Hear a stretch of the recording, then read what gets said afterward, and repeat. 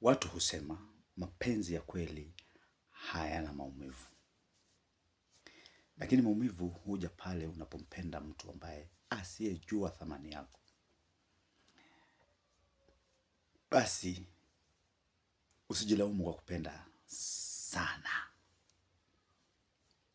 kwa sababu unafaa ujifundishe kwamba utofautishe baina ya kuvumilia na kujitesa. Lakini tunasema namna hii, katika hii maisha hakuna mapenzi ambayo hupatikana pande zote mbili. Ni nadra. Mapenzi hupatikana mahala pamoja. Unaweza ukawa ni mume ukampenda mke, mke akapenda mume, au msichana akapenda mvulana, au mvulana akapenda msichana. Lakini unaweza ukapata vile vile kwamba msichana hapendi mvulana, lakini mvulana ndiye anampenda. Lakini kuna kitu ambacho kinamvutia katika kumpenda huyu kijana. Pengine anaweza kuwa ni mtu msomi, anaweza kuwa ni mtu ako na pesa nzuri, anaweza kuwa mwanasiasa labda, ako na nafasi nzuri katika serikali na kadhalika. Kwa hivyo unaweza pata kwamba mwanamke anakupenda kwa sababu fulani. Na wewe wakati pia unampenda, wewe ambaye uko na pesa, pengine ukampenda msichana pia umempenda kwa sababu fulani. Sasa hizi sababu hizi huwa zinatofautiana. Kwa hivyo utapata kwamba wakati mwingine anapata sababu ambayo ilimpendezesha kwako, anaweza kuipata mahala pengine.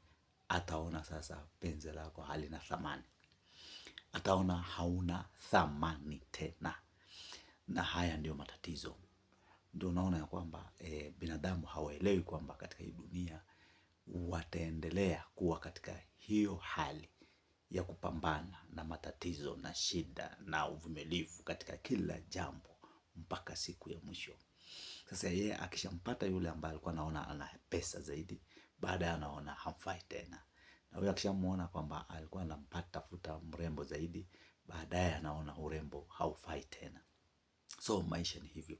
Lakini jambo muhimu ni kwamba jifundishe namna ya kusubiri, sio namna ya kujitesa. Jifundishe namna ya kusubiri, na jifundishe namna ya kuelewa watu na kujielewa wewe mwenyewe.